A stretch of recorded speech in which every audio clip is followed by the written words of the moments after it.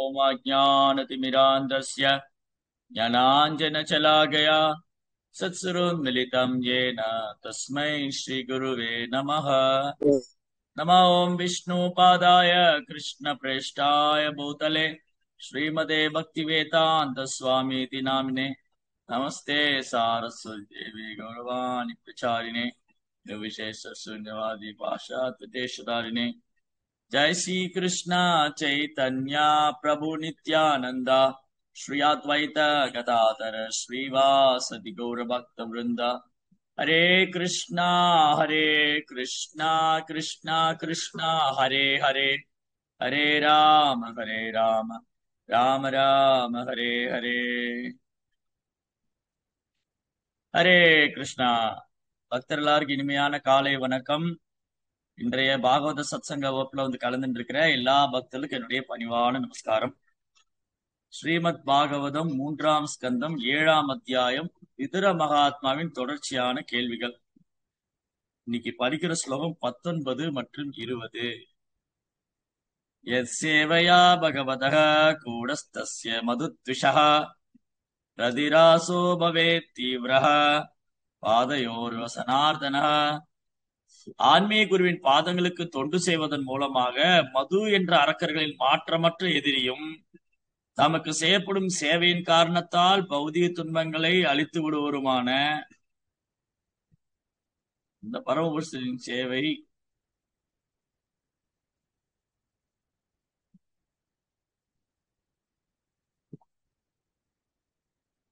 நமக்கு செய்யப்படும் சேவையின் காரணத்தால் பௌதிக துன்பங்களை அழித்து விடுவருமான பரமபுருஷனின் தொண்டில் உன்னத பரவஸ்தை ஒருவரால் வளர்த்துக் கொள்ள முடியும். துராபாஹி அல்ப தபசஹ சேவா வைகுந்தவர்மசு யத்ரோ பகீதே நித்யம் தேவதேவோ ஜனார்தனஹ. மிக குறைந்த தவம் செய்தவர்களால் பகவானின் ராஜ்யமான வைகுந்த லோகங்களை நோக்கி முன்னேறி கொண்டிருக்கும் தூய பக்தர்களின் தொண்டை பெறுவது மிக கடினமாகும்.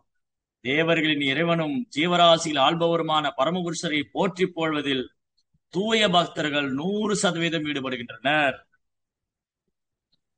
சரி, அப்ப இங்க ரொம்ப அழகான உரையாடல் விதுர மகாத்மாவுக்கும் மைத்ரேய மகரிஷி. விதுர மகாத்மா ஏற்கனவே தன்னை உணர்ந்த ஆத்மா. அவர் சுத்த பக்தர், பகவானுடைய சேவையிலே எப்பொழுதும் இருப்பவர், பகவானை நினைத்து கொண்டிருப்பவர், கிருஷ்ண உணர்விலே இருப்பவர். ஆனா அவருங்க நமக்கு என்ன கத்துக் கொடுக்கிறாரு, அவர் கேள்வி மூலமா நமக்கு என்ன பதில் கிடைக்குது? விதுரட்ட மைத்ரேயர் என்ன சொல்றாரு?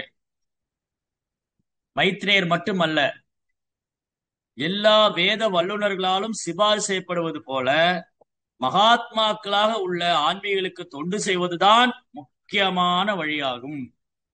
எதுக்கு முக்கியமான வழி? பகவானின் ராஜ்யமான வைகுண்டத்துக்கு செல்லும் வழியில் உள்ளவர்களும் லாபமற்ற வரட்டு தத்துவத்தை பேசுவதற்கு பதிலாக எப்போதும் பகவானின் மகிமைகளை கேட்டுக்கொண்டும் பாடிக்கொண்டும் இருப்பவர்களான தூய பக்தர்கள் தான் மகாத்மாக்கள் என்று பகவத்கீதையில் கூறப்பட்டிருக்கிறது. சோ யாரு மகாத்மா? மகாத்மாவுடைய அடையாளம் என்ன? எப்படி ஒருத்தர் கண்டுபிடிக்கிறது ஒரு மகாத்மா தான் அப்படின்னு? சததம் கீர்த்தயந்தோ மாம் யதந்தஸ்ய திருடப்ரதா நமஸ்யந்தஸ்ய மாம் பக்தியா நித்யயுக்தோபாசதே. இந்த மகாத்மாக்கள் என்ன பண்ணுவாங்க? எப்பொழுதும் கிருஷ்ணனுடைய புகழ் பாடிட்டு இருப்பாங்க. சததம் கீர்த்தயந்தோ மாம். கிருஷ்ணா என்ன சொல்றாரு? யார் மகாத்மானா எப்பொழுதும் கிருஷ்ணாவுடைய புகழ பாடுற, தர்ப்பமே தன்மை பற்றி பாடிக்கிற, தற்பரம பேசுறவர் அல்ல. நான் அதை செஞ்சிருவேன், நான் இதை செஞ்சிருவேன், என்னால முடியாது கிடையாது, நான் அதை பண்ணிருவேன், நான் இதை பண்ணிருவேன், இந்த மாதிரி ஒரு நாளும் பேச மாட்டவர் ஒரு மகாத்மா. என்னாலதான் பண்ண முடியும், நான் தான் பண்ணுவேன், நான் இல்லைன்னா நடக்காது. இது மகாத்மா கிடையாது, துராத்மா. துராத்மாக்கள் தான் இந்த மாதிரி நினைப்பாங்க. எனக்கு யாருடைய உதவியும் தேவையில்லை, நான் என்ன வேணாலும் செஞ்சிருவேன், நான் என்ன வேணாலும் சாதிச்சிருவேன், என்னால முடியாது கிடையாது, நான் நினைச்சா நடத்திடுவேன், நான் நினைச்சா சாதிச்சிருவேன், அவங்க துராத்மா.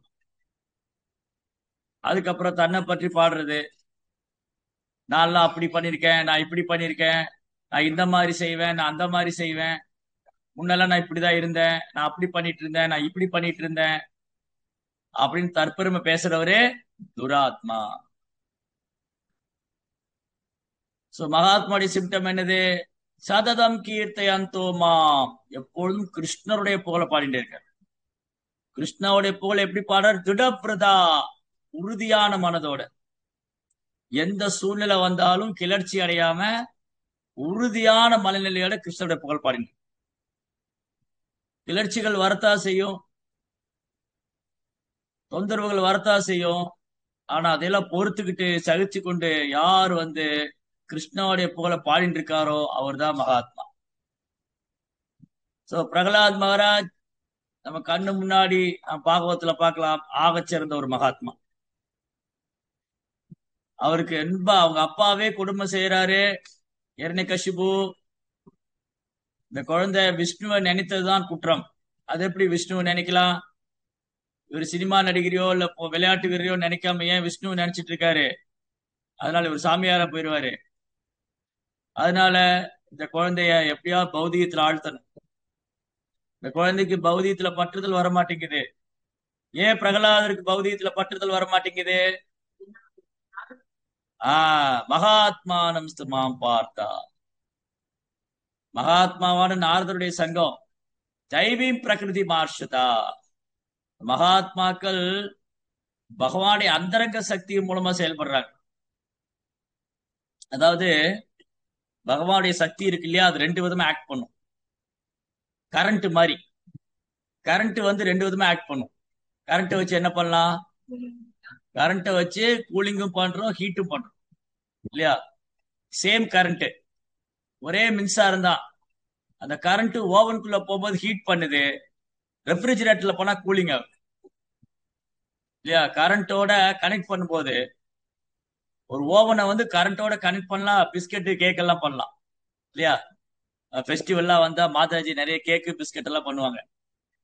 சப்பன் போக் பண்றவங்க பிஸ்கெட் கேக் எல்லாம் பண்ணுவாங்க. இது எப்படி பண்றாங்க? ஓவன்ல வச்சு பண்றாங்க. ஓவன் எப்படி? கரண்ட்ல கனெக்ட் ஆயிடும். அதே மாதிரி ஐஸ்கிரீம் பண்றாங்க, அது ரெஃப்ரிஜிரேட்டர்ல வைக்கிறாங்க. சோ மின்சாரம் ஒண்ணுதான். ஒரு பக்கம் ஹீட் ஆக்குது, ஒரு பக்கம் கோல்ட் ஆக்குது இல்லையா? ஒரு பக்கம் குளிர்ச்சிக்கு பயன்படுது, ஒரு பக்கம் சூட்டுக்கு பயன்படுது. ஆனா மின்சாரம் ஒண்ணுதான், அது இந்த மாதிரி ஆக்ட் பண்ணுது.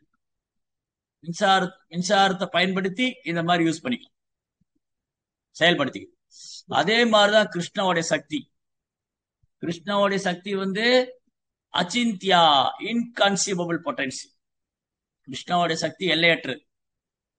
வராச சக்தி விவிதைவ சூயதே சாவாபிஜி ஞான பலாக்கிரியாச்ச. கிருஷ்ணாவோட சக்தி எல்லையற்றது. அந்த சக்தி ரெண்டு விதமா செயல்படும். ஒன்னு யோகமாயா, இன்னொன்னு மகாமாயா. யோகமாய சக்தி, மகாமாய சக்தி, ரெண்டுமே கிருஷ்ணாவுடைய சக்தி தான். ஆனா யோகமாய என்ன பண்ணுது, மகாமாய என்ன பண்ணுது? யோகமாயை நம்மள இந்த ஜட உலகத்தின் அறியாமிலிருந்து விடுவிக்குது, மகாமாயை மேலும் மேலும் அறியாமல போகுது. யோகமாயை கிருஷ்ணர் கிட்ட கொண்டு போகுது, மகாமாயை கிருஷ்ணாட்டு பிரிக்குது. எப்படி? ஹீட் ஒரு பக்கம், heat cold, heat cold different angle இல்லையா? நேர் எதிர் துருவம். வெப்பம் குளிர், வெப்பம் குளிர் ரெண்டும் நேர் எதிர் துருவம். ரெண்டும் ஒன்னாக்க முடியுமா? வெப்பம் குளிர் ஒன்னா இருக்குமா? இருக்க. வெப்பம் ஒரு பக்கம் இருந்தா குளிர் ஒரு பக்கம். சீசன் அப்படிதான் மாறி மாறி வருது. சம்மர், வின்டர், வெயில் காலம், குளிர்காலம். சோ என்ன நடக்குது இங்க? வெப்பம் குளிர் ரெண்டு வேற வேற. ஆனா இது இயற்கையில சீதோஷத்துல ஏற்படுது. சீதோஷண சுகதுக்கதா. அதே மாதிரி கிருஷ்ணாவுடைய சக்தி ரெண்டு விதமா ஆக்ட் பண்ணுது.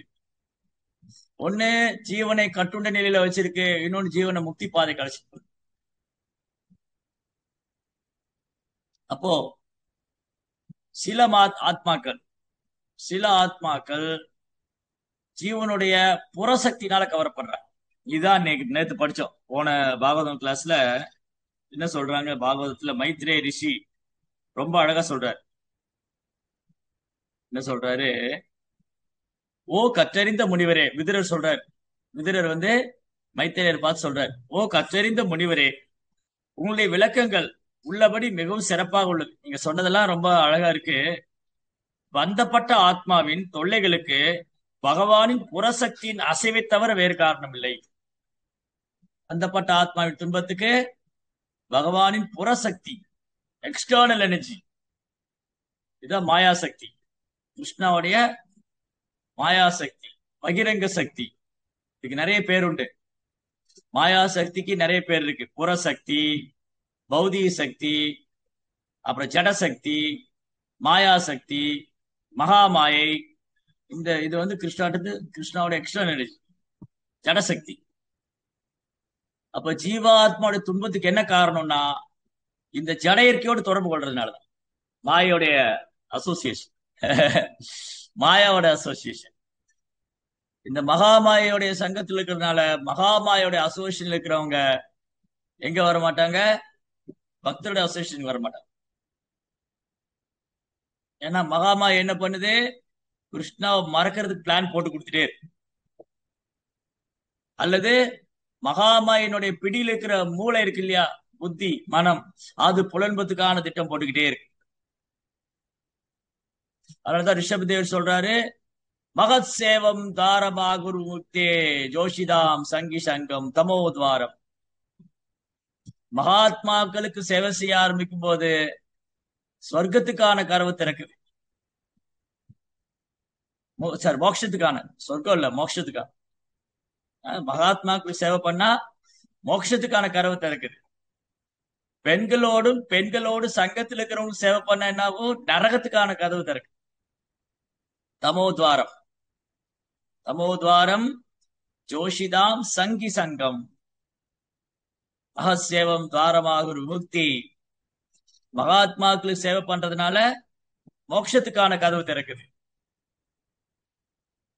மாயில் இருக்கிறவங்களுக்கு சேவை பண்ணா நரகத்துக்கான கதவு திறக்கு. அதனால இந்த கட்டுண்ட வாழ்க்கையில, பந்தப்பட்ட வாழ்க்கையில இருக்கிற ஜீவாத்மாவை நம்ம மகாமாயினுடைய பிடியில இருக்கு. ஆனா மகாத்மாக்கள் என்ன பண்றாங்க? கிருஷ்ணருடைய மேற்பாடு இங்க வர்றாங்க. மகாத்மானம் மாம் பார்த்து தைவி பிரகிருதி மார்ஷிதா. மகாத்மாக்கள் கிருஷ்ணருடைய அந்தரங்க சக்தியிலிருந்து வர்றாங்க. கிருஷ்ணாவுடைய டைரக்ட் மேற்பார்வை, யோகமாயனுடைய மேற்பார்வை. ரெண்டு வித்தியாசம் இருக்கு. மகாத்மாவுக்கும் ஜீவாத்மாவுக்கு என்ன வித்தியாசம்னா, ஜீவாத்மாவுக்கு நம்ம கிருஷ்ணனுடைய புறசக்தினால கவரப்பட்டிருக்கோம். ஜீவாத்மாவுக்கு நம்ம கிருஷ்ணனுடைய புறசக்தினால, மாயா சக்தினால கவரப்பட்டிருக்கிறதுனால நம்ம கிருஷ்ணரை மறந்திருக்கோம். அதே சமயம் மகாத்மாக்கள் பகவானுடைய மேற்பார்வையில் இருக்கிறதுனால அவங்க யோகமாய சக்தியின் மேற்பார்வையில் இருக்காங்க. அவங்க என்ன பண்றாங்க? பரமபுருஷரை போற்றி புகழ்வதில் தூய பக்தர்கள் 100% ஈடுபட்டு 100 times 100% 24 hours a day 100% they are on Krishna consciousness. Narada முனி. நாரத முனி எப்பவுமே கிருஷ்ண உணர்வுலயே இருக்கார். அவர் கையில வீணையை வச்சுட்டு ராதா ரமண ஹரி போல், ஜெய் ஜெய் ராதா ரமண ஹரி போல், ராதா ரமண ஹரி, ராதா ரமண ஹரி, ராதா ரமண ஹரி போல், ஜெய் ஜெய் ராதா ரமண ஹரி போல். அப்படி ராதாரமணன் போல் பாடிட்டே இருக்காரு நாரத முனி. பிரகலாதரும் தன்னை உணர்ந்த ஆத்மாதான். ஆனா பிரகலாதர் என்ன பண்ணப்பட்டாங்க? நமக்கு பாடம் கொடுக்கறதுக்காக அவர் இந்த உலகத்துக்கு கொண்டு வரப்பட்டார். நாரத முனிவர் அவரும் அப்படிதான். நாரத முனிவர் பகவான் அனுப்பி வைக்கப்பட்டார். 3 உலகம் சஞ்சரிக்கிறார். திலோக சஞ்சாரி. மேல கீழே, மேல பகவானுடைய உலகம் வரைக்கும், கீழே பாதாள உலகம் வரைக்கும் அவர் எங்கனாலும் போலாம். அவருக்கு விசா தேவையில்லை, பாஸ்போர்ட் தேவையில்லை, எமிகிரேஷன் கிடையாது, எங்கேயும் பிடிச்சி ஸ்டாப் பண்ண மாட்டாங்க அவரை. அவர் பாடு போயிட்டே இருப்பார். எட்டர்னல் பாஸ்போர்ட் வச்சிருக்காரு. Eternal passport, eternal visa. என்னது அது? ஹரே கிருஷ்ணா கிருஷ்ண கிருஷ்ண ஹரே ஹரே ஹரே ராம ராம ராம ஹரே ஹரே. போயிட்டே இருக்கார் பாட்டு. அப்படி நாரதனுடைய கருணையினால பிரகலாத மகாராஜா அவர் தாயினுடைய கருவில் இருக்கும் போது பகவானுடைய நாம ரூப குணாதிசயங்களை கேட்டதுனால அவருக்கு, இத்தனைக்கு அவர் எண்ணெய் வாரிசு, எண்ணெய் பையன். அதாவது இந்திரன் நினைச்சுக்கிட்டாரு இந்த குழந்தை உயிரோடு இருந்தா நாளைக்கு இவன் ஒரு அசூர்னா வருவான், இவனை அப்புறம் பிரச்சனை பண்ணுவான். இது எண்ணெய் வாரிசு, எண்ணெய் அட்டிலையுமே தாங்க முடியல இல்லையா? அப்ப அவன் பையன் எப்படி இருப்பான்? அவனோட மோசமா இருப்பான். அதனால இவனை கொல்லணும். இந்த கருவுல இருக்கிற குழந்தை பூமிக்கு வரக்கூடாது, கருவிலேயே கொல்லப்படணும். ஆனா நாரத முனி சொன்னார், நோ நோ இந்திரா, இல்ல, இந்த குழந்தைய ஒண்ணும் செய்யாத. இந்த குழந்தை மூலமா தான் உங்க பிரச்சனைகளுக்கெல்லாம் தீர்வு வரப்போகுது. இந்த குழந்தை பகவானுடைய தூய பக்தர், அதனால இவரை நீ கொல்லக்கூடாது அப்படின்னு நாரதர் சொன்னோன்னு இந்திரன் கேட்டுன்றார். நாரத முனி சொன்னோன்னே இந்திரன் அந்த குழந்தையை கொல்லாம.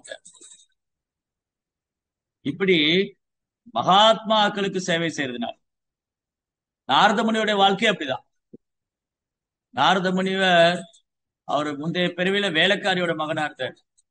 சாதாரண வேலைக்காரி, பெரிய உயர்ந்த குலத்துல பிறந்த ஒரு பாண்டித்யம் உள்ள ஒரு பெண்ணோ இல்ல. உயர்ந்த குலத்துல பிறந்தவங்க, ராஜ குலத்திலயோ பிறந்த பொண்ணு இல்ல, சாதாரண பணிப்பெண். அந்த சாதாரண பணிப்பெண் குழந்தையா வந்தது. குழந்தை 4 மாசம் மழைக்காலம், ஜூன் ஜூலை ஆகஸ்ட் செப்டம்பர், சாதுர்மாசியம். அந்த சாதுர்மாசிய நாள்ல சாதுக்கள் எங்க பிரயாணம் பண்ண மாட்டாங்க, அவங்க ஒரு இடத்துல தங்கி சாதனா பண்ணுவாங்க. பகவானுடைய நாம ரூப குணாதிசயங்களை பாடுவாங்க, பேசுவாங்க, கீர்த்தனை பண்ணுவாங்க, ஜெபம் பண்ணுவாங்க. அப்போ சில பக்தி வேதாந்த சுவாமிகள், பக்தி வேதாந்த சுவாமிகள்னா யாரு? நமக்கு தெரிஞ்ச ஒரு பக்தி வேதாந்த சுவாமி பிரபுபாதர். ஆனா பக்தி வேதாந்த சுவாமி நிறைய இருக்காங்க. யாரெல்லாம் வைணவ ஆச்சாரியர்களோ அவங்க எல்லாம் பக்தி வேதாந்த சுவாமி தான். அதுல பிரபுபாதர் நமக்கு கிடைச்ச ஆச்சாரியர். பக்தி வேதாந்த சுவாமின்னு பிரபுபார் ஏன் பக்தி வேதாந்த சுவாமின்னு சொல்றோம்? பிரபுபார் பக்தியும் கொடுக்கிறாரு, கிருஷ்ணர் மேல பக்தி.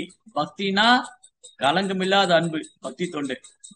பகவான்கிட்ட எப்படி அன்பு செய்யறது, கலப்படம் இல்லாத தூய பக்தி என்னன்னு சொல்லி கொடுக்கிறாரு. அப்புறம் வேதாந்தம்னா வேதத்துடைய ஃபைனல் ஸ்டேட்மெண்ட், வேதத்தோட இறுதி தீர்ப்பு என்னது?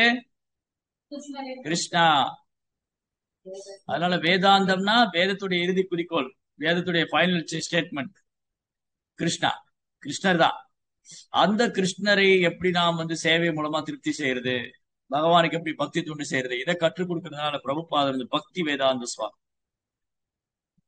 அவர் ஜலதூதா கப்பல்ல போகும்போது எழுதுறாரு, அவருடைய பயோகிராபில இருக்கு. என்ன எழுதுறாரு?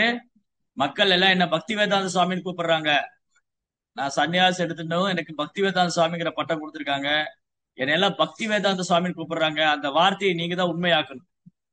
அவர் அமெரிக்கா போகும்போது பிரபுபாத் என்ன பண்ணாரு? அமெரிக்கா போகும்போது ஜலதூதா கப்பல்ல உட்காந்து கவிதை எழுதுறாரு. கிருஷ்ணா ரொம்ப பணிவா எழுதுறாரு. அந்த கவிதையில சொல்லியிருக்காரு, என்னை எல்லாரும் பக்தி வேதாந்த சுவாமின்னு கூப்பிடுறாங்க, கிருஷ்ணா அந்த வார்த்தையை நீங்க தான் உண்மையாக்கணும். அப்ப எனக்கு தகுதி இருக்கோ இல்லையோ, நீங்க தான் அந்த வார்த்தையை உண்மையாக்கணும். எவ்வளவு பணிவு இருக்கு பிரபுபாத். இதுதான் வைஷ்ணவருடைய குணம். வைஷ்ணவருக்கு ஆபரணம் என்னன்னா பணிவா இருக்கிறது. பணிவு இல்லைன்னா என்ன பக்தி பண்ணாலும் பிரயோஜனம் இல்லை.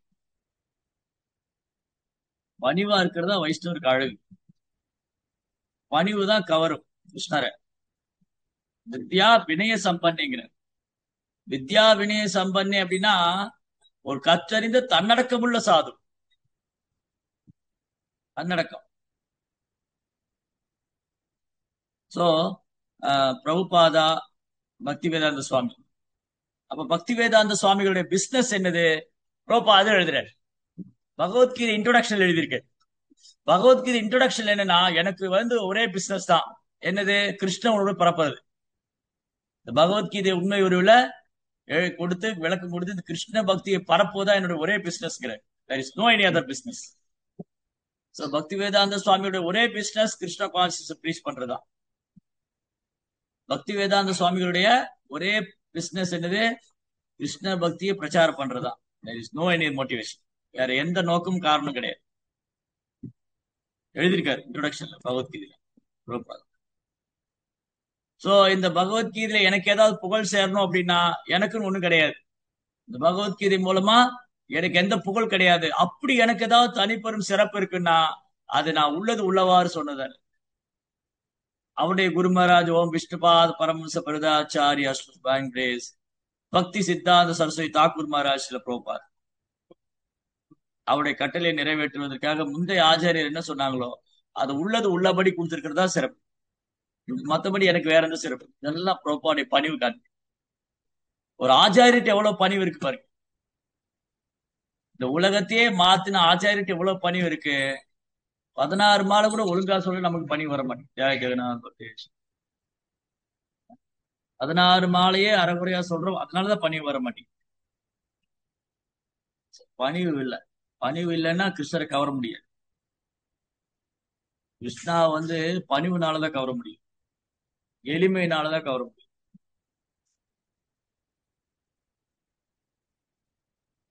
தன்னடக்கத்தினாலதான் கவர முடியும்.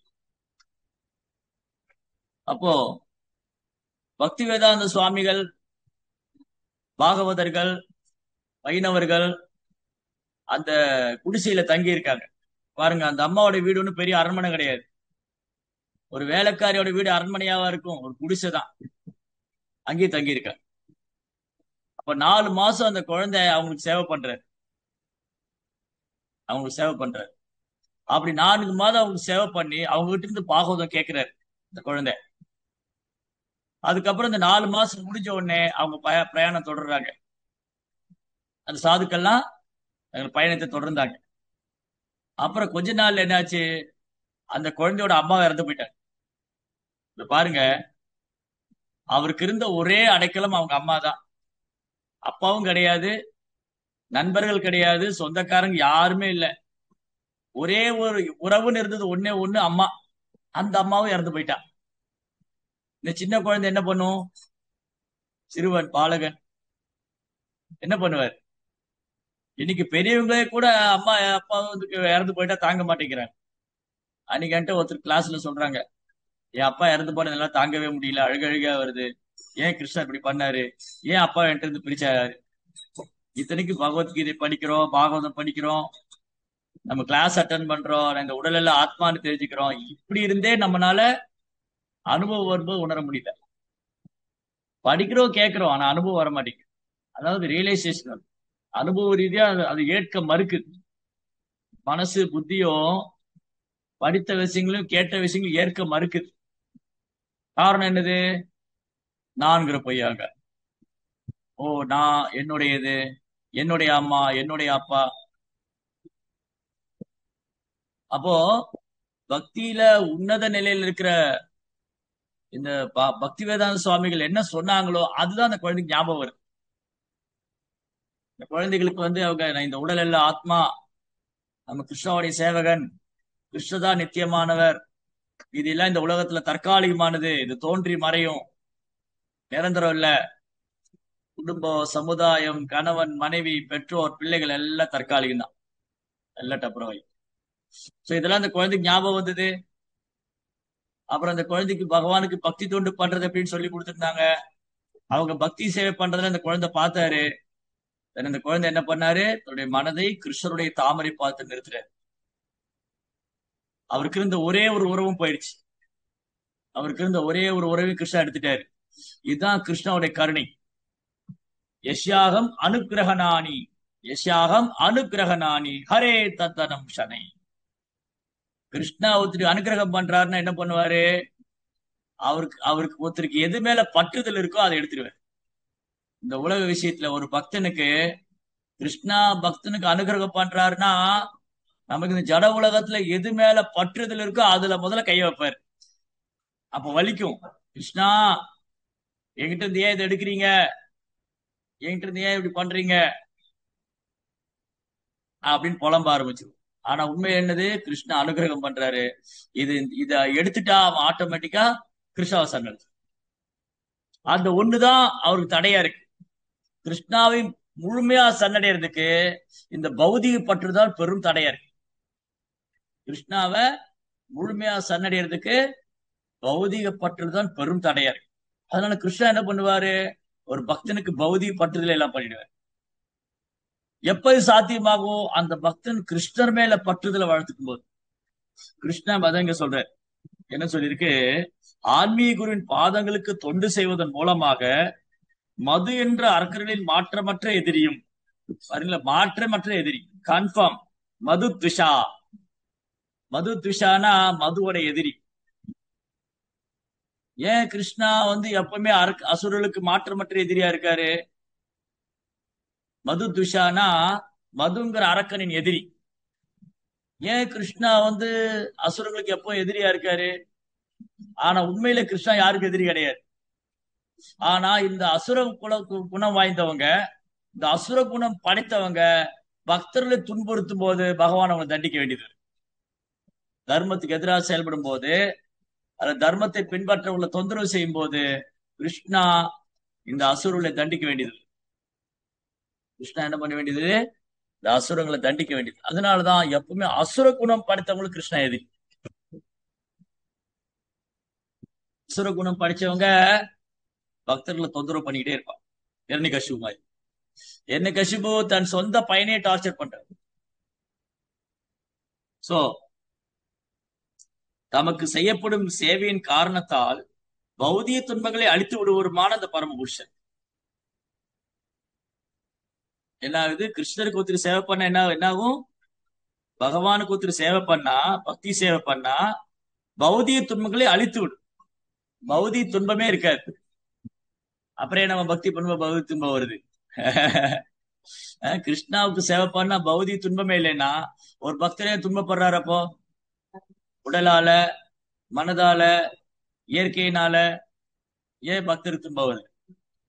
இல்ல, பக்தனுக்கு துன்பம் வருது கர்ம வினையினால அல்ல. அன்னைக்கு படிச்சுட்டு இருந்தோம். பக்தர் அல்லாதவங்களுக்கு துன்பம் வந்தா அது கர்ம வினை. பக்தர் அல்லாதவங்களுக்கு துன்பம் வந்தா அது கர்ம வினை. பக்தனுக்கு துன்பம் வந்தா கர்ம வினை அல்ல. பகவானுடைய கருணை. கிருஷ்ணா என்ன பண்றாரு, சீக்கிரமாவே அந்த பக்தருடைய இந்த ஜட உலக பற்றுதல் எடுத்துடுறாரு. ஒரு பக்தனுக்கு தொந்தரவு வரும்போது அவர் என்ன ஆவாரு, ஒரு பக்தனுக்கு தொந்தரவு பண்ண என்ன ஆவாரு, நம்மளா இருந்தா ஓடி போயிடுவோம். நம்மளா இருந்தா தொந்தரவு வந்தா ஓடிடுவோம். ஆனா தன்னை உணர்ந்த ஆத்மாக்களுக்கு தொந்தரவு வந்தா அவன் தொந்தரவுக்கு ஆளாகிறது இல்லை. மாறாக அவன் கிருஷ்ணரை வலுவா பிடிச்சுக்கிறாங்க. ஓ கிருஷ்ணா, இதெல்லாம் இந்த பிறவியோடய போயிட்டோம். நான் எப்பவுமே உங்க தாமரை திருப்பாதத்தை மறக்கவே கூடாது. நான் எப்பவுமே உங்க சேவையில இருக்கணும். அதனால பக்தனுக்கு துன்பமே கிடையாது. யாருக்கு துன்பம், யார் இந்த உடலோட அடையாளப்படுத்திக்கணும் அவங்களுக்கு தான் துன்பம். யார் ஒருத்தர் தொந்தரவுக்கு ஆளாகிறாங்கன்னா இந்த உடலோடு அடையாளப்படுத்திட்டு இருக்கிறவங்களுக்கு தான் தொந்தரவு. நான் அந்த உடலில் ஆத்மா நினைச்சா ஒரு தொந்தரவு கிடையாது. பிரகலாதரையே தொந்தரவுக்கு ஆளாகல. பிரகலாதருக்கு நடந்த டார்ச்சர், பிரகலாதருக்கு பண்ண தொந்தரவை அதுல ஒரு சிறு சதமா நமக்கு பண்ணா கூட நம்மளால தாங்க முடியாது. என்ன எங்க அப்பாவே இப்படி பண்ணிட்டாரா, என்ன எங்க அப்பாவே எனக்கு எதிரியா இருக்காரா, அவரே என்ன கொல்லணும்னு நினைக்கிறாரா, அழுது குழம்பி ஊரெல்லாம் சொல்லுவோம்.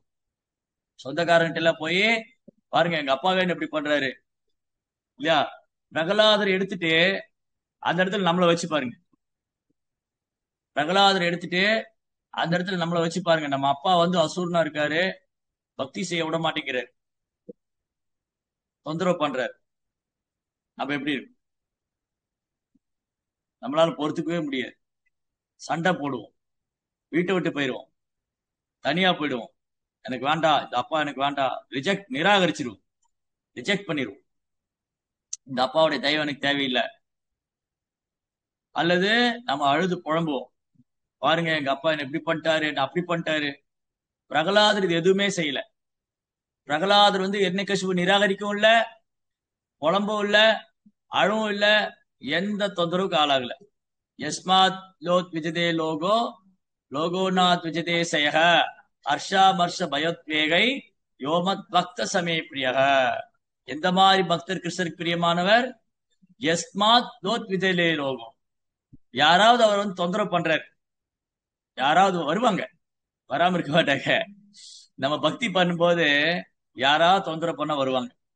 அப்ப என்ன ஆகணும்? அந்த தொந்தரவுக்கு ஆளாகவே கூடாது. சரி, இது கிருஷ்ணாவோட ஏற்பாடு, நான் பக்தியில பக்குவமாயின்னு இருக்கேனா, நான் பக்தியில உறுதியா இருக்கேனா, நான் கிருஷ்ணரை முழுமையாக சரணடைஞ்சிருக்கனான்னு கிருஷ்ணா பரிச்சை பண்றேன். நான் வந்து கிருஷ்ணரை முழுமையா சரணடைஞ்சிருக்கேனா, நான் பக்தியை ஒழுங்கா பண்ணிட்டு இருக்கேனா, நான் இந்த தொந்தரவுக்கு ஆளாகிறேனா, நான் இந்த உடல்ல ஆத்மாங்கிறத உணர்ந்துட்டேனான்னு கிருஷ்ணா பரிச்சை வைக்கிறார். அப்ப யாரோ வருவாங்க. அப்ப யாராவது தொந்தரவு செய்ய வந்தா நம்ம தொந்தரவுக்கு ஆளாகக்கூடாது. அதுக்கப்புறம் ரெண்டாவது, நம்மளால யாருக்கு எந்த தொந்தரவு இருக்கக்கூடாது. நம்ம யாராவது தொந்தரவு பண்ணா தொந்தரவுக்கு ஆளாகக்கூடாது. நம்மனால யாருக்கு தொந்தரவு இருக்கக்கூடாது. நம்ம என்ன பண்ணுவோம்? அப்படியே நேர்மாறாயிரும். யாராவது தொந்தரவு பண்ணா அவனை உண்டு இல்லைன்னு ஆக்கிடுவோம். அடுத்தவனை தொந்தரவு பண்றதா வேலையாவே வச்சிருக்கோம். சோ இதான் பௌதிக வாழ்க்கை. பௌதிக வாழ்க்கையில பாருங்க, யாராவது தொந்தரவு பண்ணிட்டே தான் இருக்காங்க, சும்மாவே இருக்க மாட்டாங்க. இப்போ நீங்க பௌதிக வாழ்க்கையில ஒரு நகைச்சுவை பண்ணணும்னா, ஜோக் பண்ணணும்னா, யாராவது மனசை புண்படுத்தினா ஜோக் பண்ணணும் இல்லையா?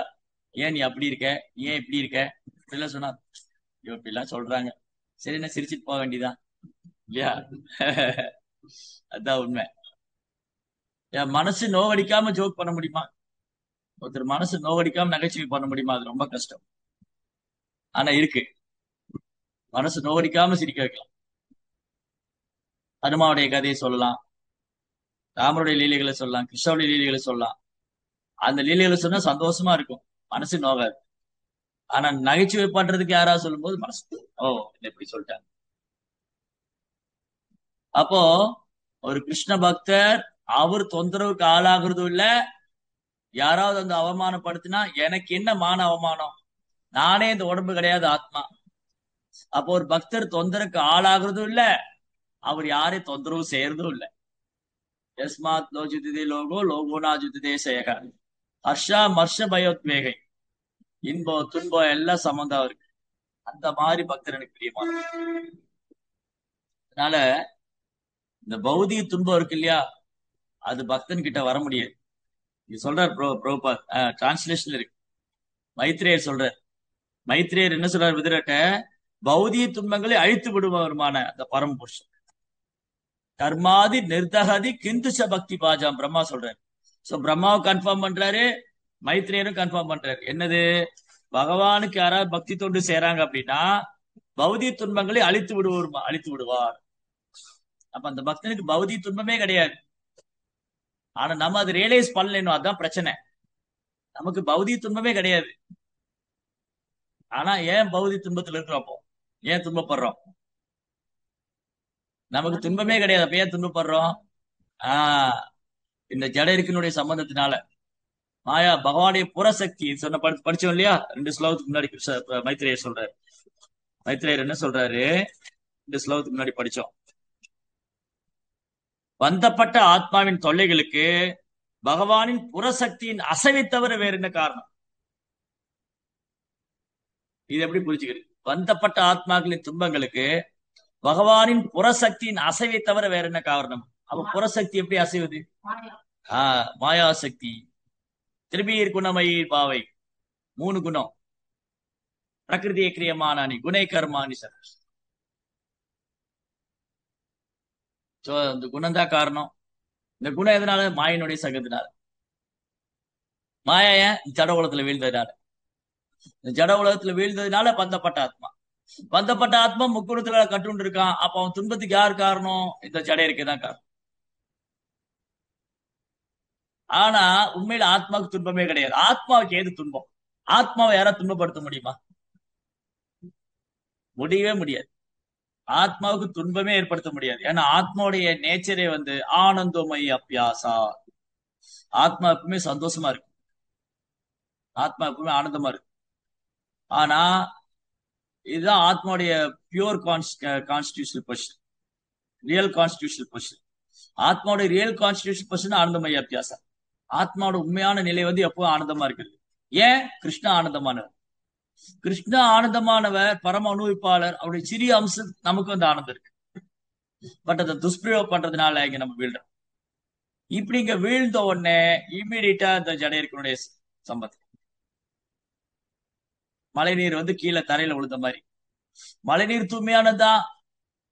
தரையில விழுறதுக்கு முன்னாடி பிடிங்க ஒரிஜினல் மினரல் வாட்டர். தரையில் விழுந்தா அசுத்தமாய். அதே மாதிரிதான் நம்மளுடைய துன்பத்துக்கு இந்த ஜடையர்களுடைய நாம் சம்மந்தம் விட்டுருக்கிற காரணம். இந்த உடல் எடுத்துட்டோம். ஆத்மா இந்த உடல் எடுத்ததுதான் காரணம். இந்த உடல் எடுக்கலைன்னா பிரச்சனை இல்லையே. இந்த உடல் எடுத்துக்கலைன்னா பிரச்சனை இல்லை. இந்த உடல் எடுத்ததுதான் பிரச்சனை. இப்ப இருந்து வெளியில போகணும்.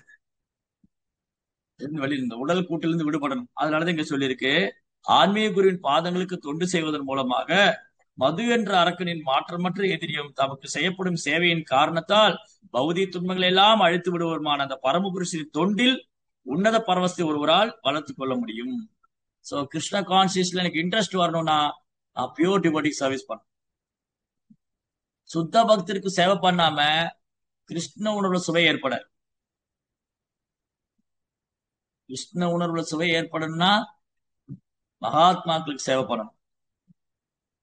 கிருஷ்ண விஞ்ஞானம் புரிஞ்சுக்கணும்னா, பாகவதம் புரிஞ்சுக்கணும்னா புத்தக பாகவத்தை புரிந்து கொள்ள பக்தர் பாகவதுக்கு சேவை பண்ணணும். பாகவத பழக்கியா பாகவத ஸ்தானே. ஸ்வரூப் தாமோதர் கோஸ்வாமி, சைதன்ய அப்படிய காரியதரிசி ஸ்வரூப் தாமோதர் கோஸ்வாமி என்ன சொல்றாரு, புத்தக பாகவதம் நீ புரிந்து கொள்ள வேண்டுமா? ஆம், அப்ப பக்தர் பாகவத போங்க. பக்தர் பாகவதம் புரிஞ்சுக்கணும்னா பக்தர் பாகவதத்தை போய் சேவை பண்ணணும். ஃபர்ஸ்ட் அவருக்கு சேவை பண்ணி பணிவா கேள்வி கேட்டு அடக்கமா நடந்து, அப்போ அது ரிவீல் ஆகும். சோ பிரபா பொருள் ஒரு அழகா சொல்லியிருக்காரு, பகவான் உன்னத அன்பு தொண்டில் ஒருவர் ஈடுபட்டு இருக்கும் பொழுது அவரது பௌதிக பற்று தானாகவே அழிந்து விடுகிறது என்று பகவத்கீதை கூறுகிறது. ரசோவயம் ரசோபியஸ்ய பரம் திருஷ்டுவா நிவர்த்ததே விஷயா வினிவர்த்தந்தே நிராகாரஸ்ய தேகினா. இந்த ஜட உலகத்துல தாழ்ந்த சுவையெல்லாம் அனுபவிச்சுட்டு இருக்கணும். இந்த புலன்ப வாழ்க்கையே ஒரு கீழ்நிலையான ஒரு ஒண்ணு என்ன சொல்றது, ஒரு தோல்வியாதிங்க இருக்கும். அப்ப கிருஷ்ண பக்தியை பயிற்சி பண்ண ஆரம்பிக்கும் போது அவருக்கு உயர்ந்த சுவை கிடைச்சிடும். அப்போ பௌதிக பற்றுதல் தானா போயிடும். பௌதிக பற்றுதல் எப்ப போகும்? மகியேஷாம் பாதரஜோபிஷேகம் நிஷ்கிஞ்சனானாம் விநீதையாகும். ஒரு தூய பக்தருடைய தாமரை தூசி எடுத்து தலையில வச்சுக்கணும். அப்பதான் இந்த பௌதிக பற்றுதல் விடுபடும். பௌதிக பற்றுதல், பௌதிக ஆசை. அதான் தொண்டர் அடி பொடி ஆழ்வார். ஒரு ஆழ்வாருக்கு பேரே தொண்டர் அடி பொடி ஆழ்வார். ஏன் அப்படி பேரை வச்சுக்கிட்டாரு தொண்டர் அடி பொடி ஆழ்வார்? தொண்டர்களின் பாத தூசிய என் தலையில வச்சுக்கணும்னு ஆசைப்பட்டார். எதனால அந்த ஆழ்வார் தொண்டர்களின் பாத தூசியை தன் தலையில வச்சுக்கணும்னு ஆசைப்பட்டாரு? பெரும்பாலும் பக்தர்கள் என்ன நினைப்பாங்க, பகவானுடைய பாத தூசியை தலையில வைக்கணும்னு ஆசைப்படுறாங்க. பெரும்பாலும் பக்தர்கள் என்ன நினைப்பாங்க, பகவானின் பாத தூசியை தலையில வச்சுக்கணும். ஆனா இந்த ஆழ்வார் என்ன சொல்றாரு, பகவானது பக்தர்களின் பாத தூசியை தலையில ஏந்திக்கணுங்கிறார். ஏன்? ஏன்னா பக்தனுக்காக பகவான் என்ன வேணாலும் செய்வார். பக்தனுக்காக பகவான் என்ன வேணாலும் செய்வார். இரவை பகலாக்குவாரு, பகலை இரவாக்குவாரு, தோற்க முடியாத விஷயத்தை ஜெயிப்பாரு, என்ன வேணா செய்வார். ஜெயிக்க முடியாத ஜெயிச்சு கொடுத்துருவாரு. இதெல்லாம் பாண்டவர்களுக்கு நடந்தது. பாண்டவர் ரதத்துல உட்கார்ந்துட்டு கிருஷ்ணா பார்த்த சாரு, கிருஷ்ணா வந்து பார்த்தமுடைய சாரதியா உட்கார்ந்துட்டு பீஷ்மர் சொல்றாரு, ரதத்தை இங்கே அங்கேயும் ஓட்டியே எதிர் இருக்கிறவங்க ஆயில குறைச்சிட்டாருன்னு. பீஷ்மர் என்ன சொல்றாரு, கிருஷ்ணா வந்து இந்த பார்த்த சாரதி அர்ஜுனுடைய ரதத்துல உட்கார்ந்துட்டு அந்த யுத்த பூமியில குருஷேத்திர ரதத்தை இந்த சைடு அந்த சைடு ஓட்டியே எதிரினுடைய ஆயுளை குறைத்து விட்டார். இதை தன் பார்வையாலேயே செய்து விட்டார். கிருஷ்ணாவுடைய பார்வையிலேயே எதிரியோடைய ஆயுள் காலம் போயிடுச்சு. கிருஷ்ணா நினைச்சா பக்தருக்கா என்ன வேணா செய்வார். தன்னுடைய வார்த்தையை பொய்யாக்கினார். பீஷ்மர் சொல்றாரு, தனது வார்த்தையை பொய்யாக்கி எனது வாக்கையை உறுதிப்படுத்துவதற்காக அந்த யுத்த பூமியில உடஞ்சிருந்த ரதத்துடைய சக்கரத்தை எடுத்துட்டு வர்றாரு கிருஷ்ணன். ஏன்னா பீஷ்மா சபதம் போட்டு வந்தார் துரியோதனன்ட்ட, இன்னைக்கு வந்து நான் அர்ஜுனனை கொல்லுவேன், இல்லாட்டி அந்த வாசுதேவனை நான் ஆயுதம் எடுக்க வைப்பேன்னு. ஏன்னா வாசுதேவன் என்ன சொல்லியிருக்காரு, வாசுதேவ் கிருஷ்ணா நான் ஆயுதமே எடுக்க மாட்டேன்னு சொல்லிட்டு வந்து பீஷ்மர் என்ன பண்ணாரு, ப்ராமிஸ் பண்றாரு, சபதம் எடுத்துட்டு வர்றாரு, நான் வந்து ஒன்னே இன்னைக்கு அர்ஜுனனை கொன்னுருவேன், இல்ல அந்த வாசுதேவன் ஆயுதம் எடுக்க வைப்பேன். மத் பிரதிஜா. பீஷ்மர் மத் பிரதிஜா, என்னுடைய வார்த்தை. என்னுடைய வார்த்தையை உறுதிப்படுத்துறதுக்காக தனது வார்த்தையை பொய்யாக்கிட்டார். கிருஷ்ணா என்ன பண்ணாரு, அன்னைக்கு பயங்கரமான யுத்தம்.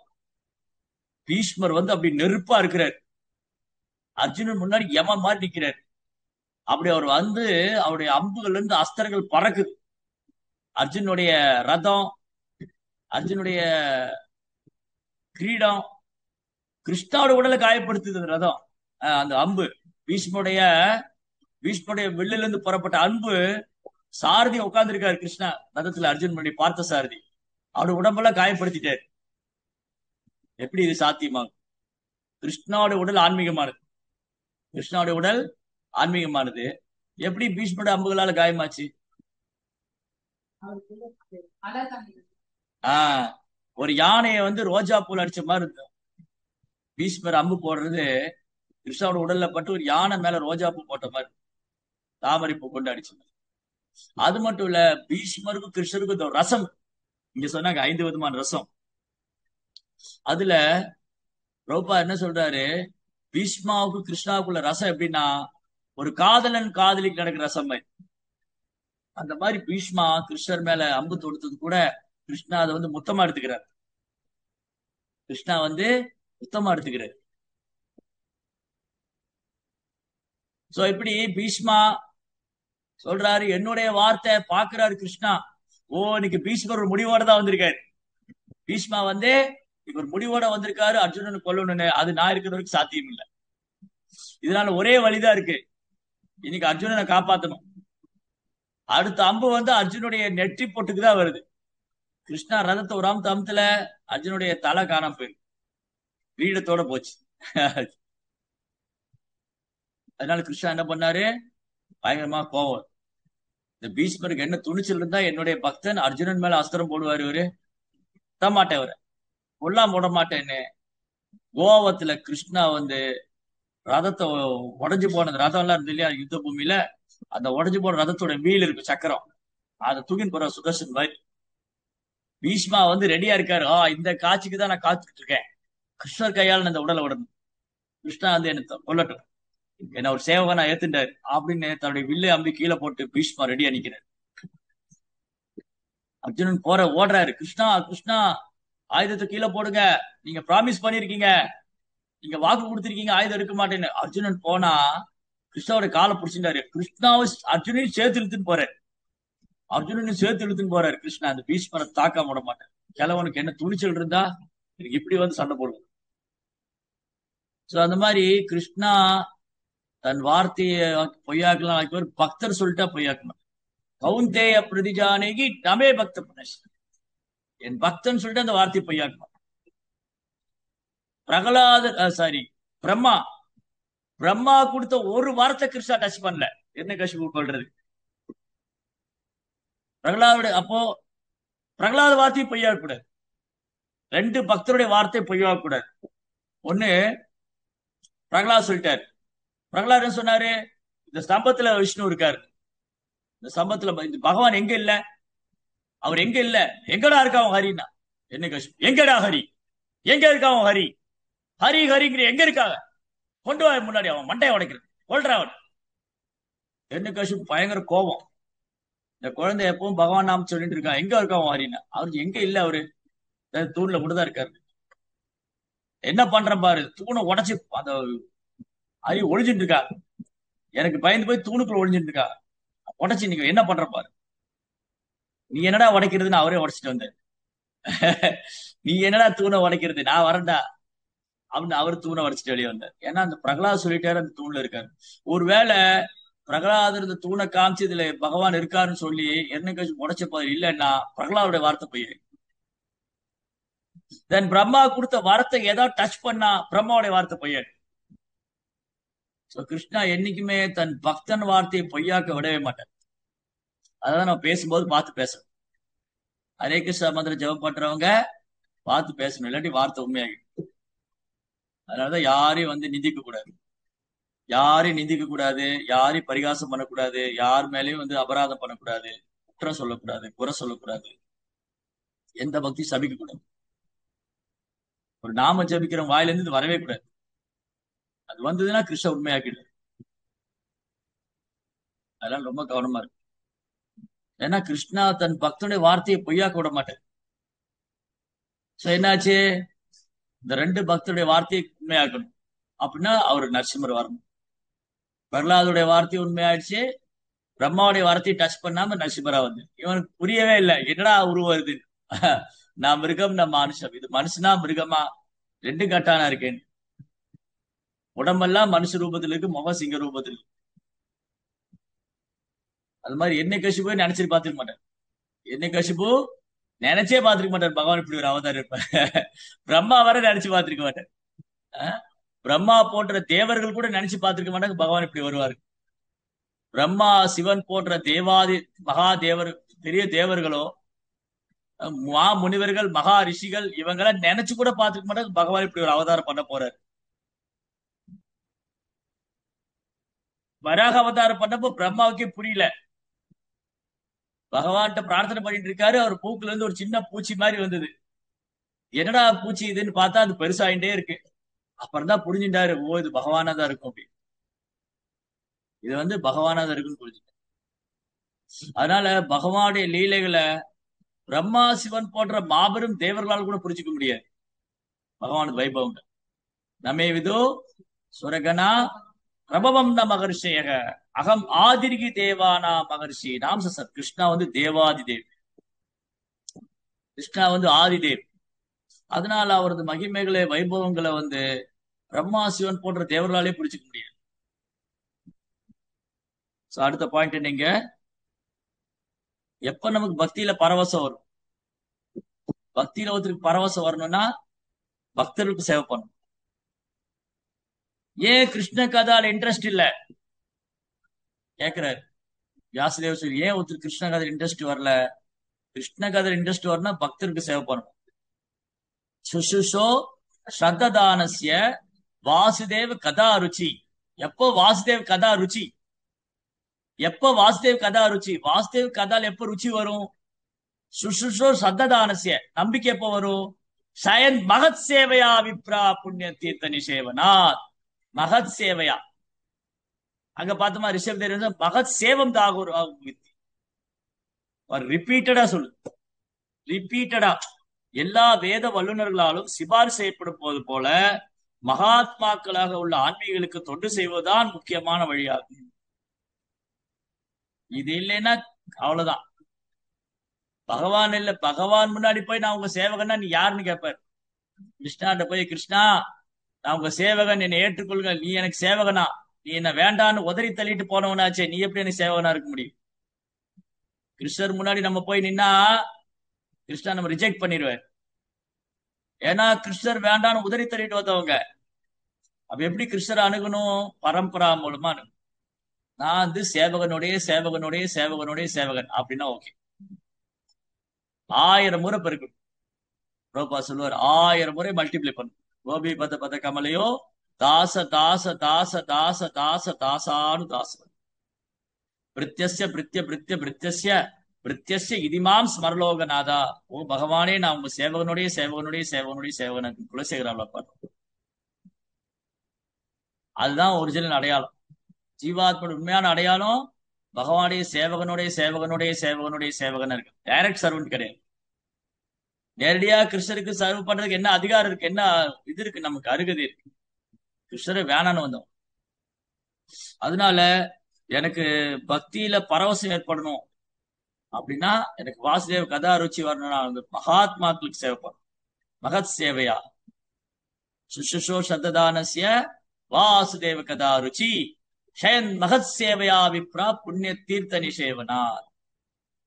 அதே மாதிரி மகத் சேவம் தாகுரா உற்பத்தே தமோத்வாரம் ஜோஷிதாம் சங்கி சக்தி. பாகவதம் ரொம்ப அழகா சொல்லுது ரிப்பீட்டடா. அதனால பக்தி தொண்டில் உன்னதமான பற்றை அடைவதில் மைத்திரேய முனிவரை போன்ற ஒரு உண்மையான ஆன்மீக குருவின் சகவாசம் உறுதுணையாக இருக்கும். கிருஷ்ண கான்சில ப்ராக்ரஸ் ஆகும்னா நம்ம ஆன்மீக குருவுடைய கட்டளையை சிறமேற்கொண்டு செய்ய வேண்டும். குருவுடைய சங்கத்திலே இருக்கணும். எப்படி நான் குருவுடைய சங்கத்திலே இருப்பேன்? அவர் தான் சுற்றுப்பயணம் பண்றாரு, அவர் ரொம்ப தொலைவுல இருக்காரு, எப்படி நான் குருவுடைய சங்கத்திலே இருப்பேன்? என்ன எப்படி எப்படி கட்டளை குருமுக பத்ம வாக்கிய சித்ததே கொரியாய்க்க ஆர்னா கொரிக மனாசா. ஆன்மீக குருவை கட்டளையை சிறமேற்கொண்டு செய்யறதுனால குரு நம்ம பக்கத்திலே தான் இருக்கு. சோ குரு, ஆன்மீக குருங்கிறவரு பௌதிகமானவர் கிடையாது, அது பேரு ஆன்மீக குரு தான். சோ ஆன்மீக குருவானவர் எங்கும் இருக்காரு. எப்படி கிருஷ்ணா எங்கும் வியாபிச்சிருக்காரோ அதே மாதிரி குருவுக்கு அந்த சக்தி பகவான் கொடுக்கிறாரு. குரு நம்ம பக்கத்திலே தான் போயிருக்காரு. ஸ்துபாம் தஸ்ய யசஸ்திரி சந்தியாம் வந்தே குரு ஸ்ரீ சரணாரம். ஒரு நாளைக்கு 3 முறை ஆன்மீக குரு வழிபடுறது மூலமா அவர் நினைக்கணும். சரி சந்தியா. அப்புறம் அவருடைய கட்டளை நிறைவேற்று வாணி சேவை. அந்த மாதிரி குருவோட எப்பவுமே அசோசியேஷன் இருக்கலாம். குருவிட்டு இருந்து கேட்கறது, அவருக்கு சேவை செய்யுது. அப்புறம் பர்சனல் சர்வீஸ் பண்ணலாம், வாணி சேவை, வாப்பு சேவை. சோ இப்படி ஒருத்தர் தூய பக்தர்களின் துன்பங்களுக்கு எதிராக தூய பக்தர்களின் துன்பங்களுக்கு எதிராக இருக்கிறார் பகவான். பகவானுக்கு சரணடைஞ்ச பக்தனுக்கு துன்பமே கிடையாது. இப்பதத்தில் ரதிரசா என்னும் சொல் குறிப்பிடத்தக்கதாகும். பகவான் பக்தர்கிட்ட பல்வேறு ரசங்கள் அன்பு பரிமாற்றம் செய்யறார். இதுதான் இந்த 5 முக்கியமா சொல்லியிருக்கு. அதுக்கப்புறம் வேற என்ன முக்கியமான பாயிண்ட், மிக குறைந்த தவம் செய்தவர்களால் பகவானின் ராஜ்யமான வைகுந்த லோகங்களை நோக்கி முன்னேறி கொண்டிருக்கும் தூய பக்தனின் தொண்டை பெறுவது மிக கடினம். சோ கிருஷ்ணா கான்சியஸ் நம்ம சீரியஸா இருந்தாதான் நல்ல பக்தருடைய சங்கம் கிடைக்கும். மிக குறைந்த தவம், ரொம்ப ஒண்ணும் பெருசா பண்றது இல்ல, சாண்டிங் ஒழுங்கு இல்ல, சேவை ஒழுங்கு இல்லைன்னா நமக்கு சுத்த பக்தருடைய சங்கம் கிடைக்கிறது கஷ்டம். நம்ம சின்சியரா இருந்தோம்னா கிருஷ்ணா அனுப்பிச்சு வைப்பார். துருவ மகாராஜ் சின்சியரா இருந்தாரு, கிருஷ்ணா நாரதர் அனுப்பிச்சு வச்சார். பிரியவர்தா சின்சியரா இருந்தாரு, கிருஷ்ணா நாரதர் அனுப்பிச்சு வச்சார். பிரச்சேதர்கள் சின்சியரா இருந்தாங்க, கிருஷ்ணா சிவபான் அனுப்பிச்சு வச்சார். சோ நம்ம சின்சியரா இருக்கோம்னா நம்மள உண்மையான குரு தேடி வருவார், ஆசீர்வாதம் பண்ணுவார். அப்படி சங்கம் கிடைக்கும், சுத்த பக்தருடைய சங்கம். தேவர்களின் இறைவனும் ஜீவரோ ஆசையில் ஆள்பவருமான பரமபுருஷரை போற்றி புகழ்வதில் தூய பக்தர்கள் 100% ஈடுபட்டிருக்கின்றனர். ஒரு செகண்ட் போதும் அவங்களோட அசோசியேஷன். சாது சங்கே சர்வசித்திக்கோ நவமாத்திர சாது சங்கே சர்வசாஸ்திரம். பிரபுபாதர் ஒரு குறிப்பிட்ட நிமிஷம் தான் ரஷ்யால இருந்தார். 2 பேர் பிரபுபாதர் சந்திச்சார். லவமாத்திர சங்கம், அவ்வளவுதான். இன்னைக்கு ரஷ்யால ஆயிரக்கணக்கான பக்தர்கள் இருக்காங்க. சோ ஆன்மீக குருமார்களுடைய சக்தி, ஆச்சாரியர்கள் குருமார்களை ஜஸ்ட் பார்த்தா போதும். குருவுடைய பார்வை கோடி நன்மை. ஆன்மீகருடைய பார்வையினால ஒருத்தருக்கு கிருஷ்ணூர்ல எவ்வளவு முன்னேற்றம் கண் கூட பார்க்கலாம். சிலர் பக்தியில ரொம்ப ஸ்லோவா இருப்பாங்க. ஆனா குருவை சந்திச்சதுக்கு அப்புறம், குருமார்களை சந்திச்சதுக்கு அப்புறம் அவங்க பக்தியில தீவிரமா சீக்கிரம் முன்னேற்றம் அடையும். தீவிரமாய் பக்தியில சீக்கிரம் வளர்ச்சி அடையும். அதுதான் அது மகாத்மாவுடைய சக்தி. ஏன்னா அது கிருஷ்ணா சக்தி அளிக்கிறார் அவங்களுக்கு. கிருஷ்ண சக்தி நகிவினா தார பிரவர்த்தன். கிருஷ்ணரால சக்தி அளிக்கப்படாத ஒருவரால் அது சாத்தியம் இல்லை. அதெல்லாம் நம்ம நிறைய பாக்குறோம் அன்றாட வாழ்க்கையில. கிருஷ்ண பக்தியை பயிற்சி பண்ற பக்தர்கள் ஆன்மீக குருவை சந்திச்சதுக்கு அப்புறம் எப்படி ஆன்மீகத்துல முன்னேற்றம் அடைகிறாரு. நம்ம தலைகள் நின்று தண்ணி குடிச்சிட்டு இருப்போம், எப்படியாவது பக்தி பண்ண வைக்கணும், இவங்களை 16 மாலை ஜபிக்க வைக்கணும், பாகவதம் படிக்க வைக்கணும். ஆனா குருவை சந்திச்ச உடனே இம்மிடியா அது இதயத்துக்குள்ள கிருஷ்ண உணர்வு வெளிப்படி. அதான் பியூரிட்டி. சுத்த பக்தர்கள் குருமார்கள் இவங்களை சந்திச்ச மாதிரி இம்மிடியா இதயத்துல கிருஷ்ண உணர்வு உதயமா இருக்கு. பிரபுபாத் புஸ்தகத்தை சின்சியரா படிக்கும் போது அவர் புத்தகம் மூலமா கிருஷ்ண உணர்வை வெளிப்படை செய்யறார். பிரபுபாடி சங்கம் கிடைக்குது. அதனால பிரபுபாடைய சங்கம் புத்தகம் மூலமா கிடைக்குது. அவர் உபன்யாசங்களை கேட்கிறோம், அவர் புத்தகங்களை படிக்கிறோம். அதே மாதிரி குருமார்கள் இருக்காங்க, அவங்ககிட்ட இருந்து கேட்கறது, அவங்க சேவை பண்றது மூலமா நமக்கு என்ன ஆகும், நமக்கு கிருஷ்ண உணர்வுல பரவசம் ஏற்படும். பரவசத்தை வளர்த்துக் கொள்ளும். இப்ப பரவசம் இல்ல, இப்ப கிருஷ்ண உணர்வுல ஆர்வம் இருக்கு, ஆனா அது பரவசமா மாறல. ஆர்வத்துக்கு பரவசத்துக்கு என்ன வித்தியாசம்? ஆர்வம் இருக்கு, சேவை சேவை பண்ண ஆர்வம் இருக்கு. பரவசம்னா அதை அனுபவிக்கிறது, அந்த சேவையை அனுபவிக்கிறது, ஆனந்தமா இருக்கு. விஸ்வபக்தி பண்றது ரொம்ப ஆனந்தமா இருக்குங்க. அதான் அந்த பரவசத்தை உணர்வு. கூப்பிட்டாங்க, போய் செஞ்சேன். சேவை பண்ற கூப்பிட்டாங்க, யாரும் இல்ல போல இருக்கு, நான் போனேன், நான் முடிச்ச சேவை பண்ணேன். இது ஆரம்ப நிலை. ஆனா நம்ம சுத்த பக்தர்களுக்கு சேவை செஞ்சு அவங்க அவங்க மூலமா நம்ம பக்தியை பயிற்சி பண்ணும்போது அது பரவசமா மாறும். அதனால நம்ம அதுக்காக தான் ஏங்கணும். எதுக்காக ஏங்கணும்? பக்தர் சங்கத்துக்காக ஏங்கணும். நீங்க சுத்த பக்தர் சங்கம் கிடைக்குமா? எப்ப குருமார்களை சந்திக்க போறோம்? எப்ப அவங்க ஆசீர்வாதம் கிடைக்கும்? எப்ப நான் கிருஷ்ணனோட முன்னேற்றம் அடைய போறேன்? எப்ப எனக்கு பக்தியில பரவசம் ஏற்படும்? இதே மாதிரிதான் சைத்தன்ய மகாபிரபு இருக்காரு.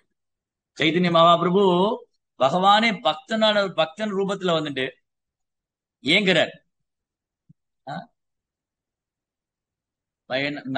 நயனம் கலதஸ்ருதாரையா வதனம் கத்கதருதையா கிரா புலகை நிசி தவ நாம கிரவணி. எப்ப என் கண்ணீர் வரப்போகுது கிருஷ்ணா? எப்ப உங்க நாம சொல்ல கண்ணுல கண்ணீர் வரும்? எப்ப உங்க உடல் நண்டு எடுக்கும், நான் தழுது எடுக்கும்? அந்த நிலை எப்ப வரப்போகுது எனக்கு? அந்த பரவசத்தை எப்ப நான் அடைய போறேன்?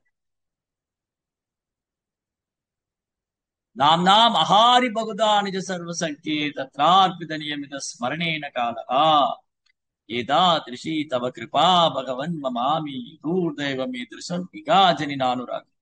கிருஷ்ணா, இவன் நாமத்துல முழு சக்தி வச்சிருக்கீங்க. அது சொல்றதுக்கு இடம் நேரம் காலம்லாம் அவசியமே இல்லை. ஆனாலும் பாருங்க, நான் துர்பாக்கியசாலியா இருக்கேன். எனக்கு அது சுவை வரமாட்டேங்க. அப்ப சுவை வரணும், நாமத்துல ருச்சி வரணும், பக்தியில பரவசம் வரணும், கிருஷ்ணாவோட முன்னேற்றம் அடையணும்னா எப்பவுமே தூய பக்தர்களுக்கு சேவை செய்யும். ஆன்மீக குருவின் பாதங்களுக்கு தொண்டு செய்வதன் மூலமாக குருவுடைய தாமரை பாதத்தை மறக்கவே கூடாது. சேவை பண்ணிட்டே இருக்கு. அந்த தாமரை பாதம் தான் நம்மளை எல்லா விதமான துன்பத்திலிருந்து விடுவிக்கக்கூடியது.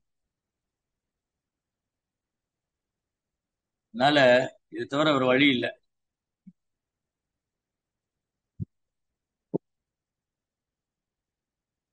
இது எல்லா காலத்திலும், இப்ப மட்டும் இல்ல.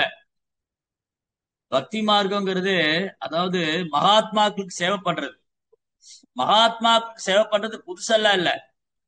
பாருங்க, பிரகலாத் மகாராஜாக்கு நாரதருக்கு சேவை பண்ணதுனாலதான், நாரதர் இருந்து கேட்டதுனால, அவருடைய இன்ஸ்ட்ரக்ஷனை ஃபாலோ பண்ணதுனாலதான் பிரகலாதர் ஒரு மகாஜன்மா வந்தார். எல்லா யுகத்திலும் இருக்கு வைஷ்ணவருக்கு சேவை பண்றது. விதுரருக்கு சேவை செய்து அவர்கிட்ட கேட்டு தெரிஞ்சுக்கிறாங்க பாண்டவர்கள். நாரதருக்கு சேவை பண்றாங்க. அதே மாதிரி இங்க விதுரர் மைத்திரருக்கு சேவை பண்றாரு. அவர்கிட்ட இருந்து கேட்டு அவருடைய சங்கம் எடுத்துக்கிறாரு, அவர்கிட்ட இருந்து கேட்கிறாரு. அப்போ இந்த வைஷ்ணவ சேவாங்கிறது ஏதோ புதுசா உதயமானதல்ல. இது கலியுகத்தில் மட்டும், எல்லா காலத்திலும், கலியுகத்துக்கு மட்டும் இல்ல, எல்லா காலத்திலையும், எல்லா சூழ்நிலைக்கும், எல்லா இடத்துக்கும் மிக உன்னதமானது வைணவர்களுக்கு சேவை செய்யறது, மகாத்மாக்களுக்கு சேவை பண்றது.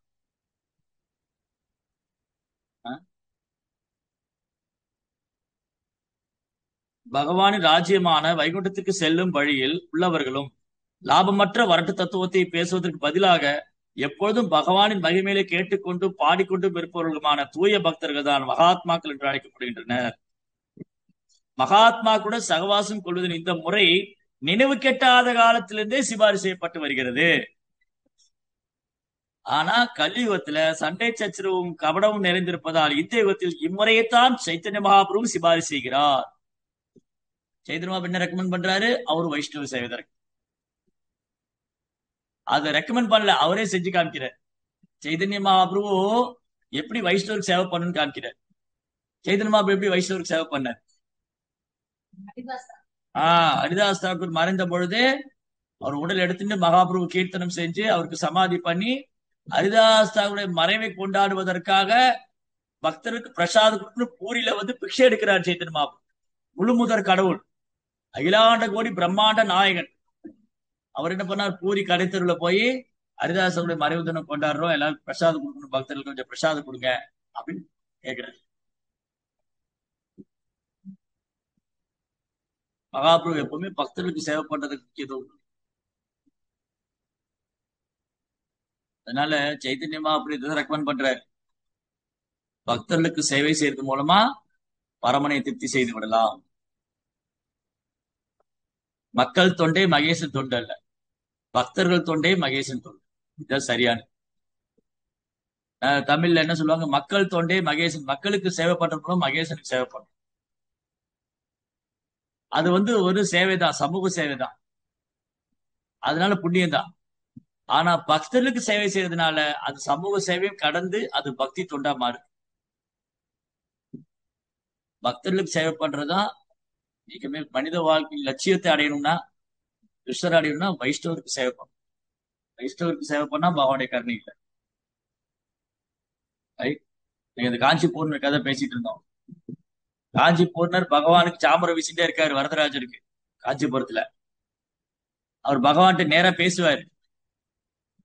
அப்போ காஞ்சி பூர்ணர் பகவான்கிட்ட நேரா பேசுறாருன்னு கேட்கிற எல்லாருக்கும் தெரியும். அப்ப அவர் நண்பர் ஒருத்தர் கேட்கிறாரு, நீங்க பகவான்கிட்ட இன்னைக்கு பேசுவீங்க, நீங்க பேசும்போது கேளுங்க, பகவான் எனக்கு எப்போ மோட்சம் தருவாரு அப்படின்னு. இவர் பகவான்கிட்ட கேட்கிறாரு.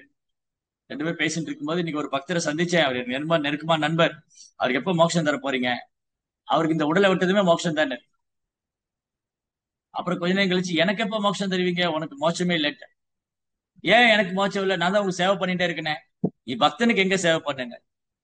எனக்கு தான் சேவை பண்ற, பக்தனுக்கு எங்க சேவை பண்ண? வைஷ்ணவருக்கு சேவை பண்ணவே இல்லையே. அப்படியே ஓடிட்டார். சாமரத்தை கீழே வச்சுட்டு, மயில் பீலி கீழே வச்சுட்டு அவர் அப்படி ஓட்டார்.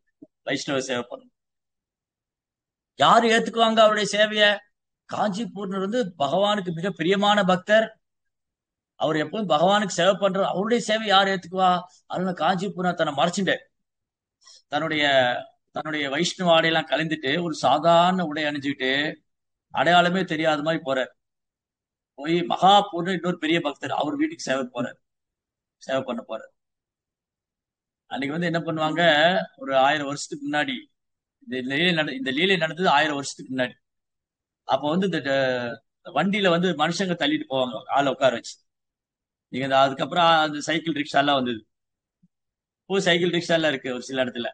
பெங்கால்லாம் போனா சைக்கிள் ரிக்ஷா பார்க்கலாம். மனுஷங்க சைக்கிள் மிதிப்பாங்க ஆளுக்களை உட்கார வச்சு. அன்னைக்கு மனுஷங்க மிதிக்கிறது, ஆளை உட்கார வச்சு ஓடுவாங்க. ஆட்களை இந்த வண்டி மாதிரி ரிக்ஷா மாதிரி இருக்கும், முன்னாடி கைப்பிடி இருக்கும், அதுல ஆளை உட்கார வச்சு அவங்க ஓடுவாங்க. அந்த சேவைக்கு போயிருக்காங்க. கோ சேவையில கோசாலையில போய் சேவை பண்றது ஒரு சாதாரண வேலைக்காரனா போயிருக்கு. மகாபூர்ணர் வீட்டுல. மகாபூர்ணருக்கு தெரியாது. அது மாதிரி தன்னை அடையாளத்தை மறைச்சுக்கிட்டாரு. வைஷ்ணவ உடையெல்லாம் எடுத்து போட்டுட்டு சாதாரண உடை அணிஞ்சிட்டு ஒரு வேலைக்கார மாதிரி தர்பெல்லாம் கட்டிட்டு ஒரு வேலைக்கார மாதிரி போயிட்டு ஒரு நாள் கண்டுபிடிச்சிட்டாரு. எப்படி கண்டுபிடிச்சாரு? மழை பெஞ்சு அந்த கோசாலை எல்லாம் தண்ணி ஆயிடுச்சு. இவர் என்ன பண்றாரு தெரியலன்னு கொடை பிடிச்சிட்டு வந்தா குடிசுக்குள்ள உட்காந்துட்டு இவர் பிரேயர் பண்ணிட்டு இருக்காரு. திலக்கெல்லாம் போட்டுட்டு பகவானுக்கு பிரேயர் பண்ண. இவரா? இவர் யாருன்னு தெரியாம நான் இப்படி பண்ணிட்டேனே, அவரை என்ன காரியம் பண்ணிட்டீங்க நீங்க? நீங்க உங்ககிட்ட போய் நான் சேவை வாங்கிட்டேன், அபராதம் பண்ணிட்டேன். இல்ல பகவான் தான் வைஷ்ணவருக்கு சேவை பண்ணணும்னு சொன்னார். ரெண்டு பேரும் ஒருத்தர் மாறி மாறி நமஸ்காரம் பண்ணிக்கிட்டாங்க. வைஷ்ணவருக்கு சேவை பண்றதா ரொம்ப ரொம்ப முக்கியம். வைஷ்ணவ சேவையினாலதான் பகவான் திருப்தி அடைவார். வைஷ்ணவருக்கு சேவை பண்ணாம பகவான் திருப்தி அடையவே மாட்டார். ஒரு முறை ராமானுஜர் என்ன பண்ணாரு, 2 சீடர்களை அமிச்சார். அவர் திருப்பதி யாத்திரை போற, ஸ்ரீரங்கத்துல இருந்து திருப்பதி யாத்திரை போறார். போற வழியில யக்ஞேஷ் ஒரு பெரிய செல்வந்தர் இருக்காரு, ராமானுஜர் டிசைபிள். ராமானுஜருடைய சீடர்ல ஒருத்தர் யக்ஞேஷ் ஒரு பெரிய செல்வந்தர். அவர்கிட்ட போய் 2 சீடர்கிட்ட சொன்னாங்க, நீ இப்ப அவர்கிட்ட சொல்லுங்க, ஆச்சாரியர் திருப்பதி யாத்திரை வராரு, வர வழியில இந்த ஊருக்கு வந்துட்டு இங்க தங்குவாருன்னு சொன்னார். 2 செய்தி, இந்த மெசேஜ் கொடுக்கறதுக்காக 2 பேர் போயிருக்கு. 2 பக்தர்களை கூப்பிட்டு, ஸ்ரீரங்கத்துல இருந்து 2 பக்தர்களை கூப்பிட்டு ராமானுஜர் சொல்றாரு, நான் திருப்பதி போறேன், போற வழியில யகேஷோட ஊருக்கு போயிட்டு போலாம், கொஞ்சம் ரெஸ்ட் எடுத்துட்டு போலாம். இவர் சொன்ன 2 பக்தர் சொன்னாங்க. சொன்ன உடனே யகேஷுக்கு ரொம்ப சந்தோஷம். உடனே தன்னுடைய சேவகர்களாக்கு, பெரிய செல்வந்தர் அவர், தன்னுடைய வேலைக்காரங்களா கூப்பிட்டு பெரிய திட்டம் போடுறாரு. குரு வரப்போறாரு, ஆன்மீக குரு வரப்போறாரு, எங்கெல்லாம் என்னென்ன ப்ரோக்ராம் பண்ணணும், பந்தல் போடுறது, தோரணங்கள் கட்டுறது, பிரசாத விநியோகம், சத்திரங்கள் ஏற்பட்டு பெரிய ஏற்பாடு பண்றாரு. 2 பேரும் திகச்சு போனாங்க. ஏடா குரு வராருதான் சொன்னோம், எப்ப வராருன்னு கூட சொல்லல, எப்ப வரப்போறாருன்னு சொல்லல, உடனே தடாபுடால் ஏற்பாடு பண்றாரு. திரும்ப வந்தாங்க. ராமானுஜர் கேட்டாரு, சொன்னீங்களா அவர்கிட்ட? ஓ, உங்க மேல ரொம்ப பக்தியா இருக்காரு அவரு, சொன்ன உடனே பெரும் ஏற்பாடு செய்யறாரு. சரி, உங்களுக்கு சாப்பிட என்ன கொடுத்தாருங்க? உங்க 2 பேருக்கு பிரசாதம் கொடுத்தாரா? இல்ல, அதை மறந்து போயிட்டாரு. நீங்க வரீங்கன்னு கேள்விப்பட்ட சந்தோஷத்துல அவர் எங்களை கவனிக்காம விட்டார், மறந்து போயிட்டார். அப்ப நாங்க போக மாட்டோம். எங்க வைஷ்ணவருக்கு சேவை பண்ணி அங்க நான் போக மாட்டேன். ஒரு குரு எப்ப திருப்தி அடைவாரு? நம்ம குரு எப்ப திருப்தி அடைவார்னா, நம்ம வைஷ்ணவர்களுக்கு சேவை பண்ணாத திருப்தி அடைவார். வைஷ்ணவருக்குள்ள சண்டை போட்டுருந்தா திருப்தி அடைய மாட்டார். பக்தி சித்தாந்த மகாராஜ் ஏன் அதிருப்தி ஆனாரு? அவர் சீடர்கள்லாம் சண்டை போட்டுக்கிட்டாங்க. யார் மடாதிபதியா இருக்கிறது, யார் எந்த அறையை எடுத்துக்கணும், யார் எங்க தங்கணும், சண்டை போட்டு. அதெல்லாம் அவர் திருப்தியே இல்லை, அதிருப்தி ஆயிட்டார். இந்த மாதிரி சீடர்கள்லாம் இப்படி இருக்காங்க. பேசாம இந்த கோயிலை உடைச்சு ஸ்லாப் எல்லாம் எடுத்து மார்பிள் எல்லாம் வித்து புத்தக விநியோகம் பண்ணாங்க. அதனால ஆன்மீக குருவை திருப்திப்படுத்துறது தான் இந்த வாழ்க்கையோட லட்சியம். குருவை திருப்திப்படுத்தணும்னா முதல்ல வைஷ்ணவருக்கு சேவை பண்ணணும். வைணவர்களுக்கு சேவை பண்ணாம குருவை திருப்திப்படுத்த முடியாது. அதனால ஒரு சீடர்கள் எல்லாம் ஒற்றுமையா இருந்து சேவை பண்ணாதான் குரு திருப்தி அடைவார். இல்லாட்டி குரு வந்து ஹாப்பி. குரு அதிருப்தியா இருந்தாருன்னா என்ன ஆயிடும்? நம்ம கிருஷ்ண பக்தி வேற, கிருஷ்ணாட போக முடியாது. யச பிரசாதா பகவத் பிரசாதோ யசா பிரசாதான கதி. வி ஆன்மீக குரு திருப்தியில தான் வெற்றி. ஆன்மீக வாழ்க்கையின் வெற்றியின் ரகசியம், ஆன்மீக வாழ்க்கையின் வெற்றியின் ரகசியமே ஆன்மீக குரு திருப்திப்படுத்துறதா இருக்கு. அவ்வளவுதான். சோ நம்ம நல்லா அழகா ஜெபம் பண்ணி வைஷ்ணவருக்கு மரியாதை கொடுத்து வைஷ்ணவருக்கு சேவை பண்ணி அது மூலமா குரு திருப்திப்படும். ஹரே கிருஷ்ண. கிரந்தரா ஸ்ரீமத் பாகவதம் கி ஜெய். ஸ்ரீ கோபால். ஓகே, உங்களுக்கு ஏதாவது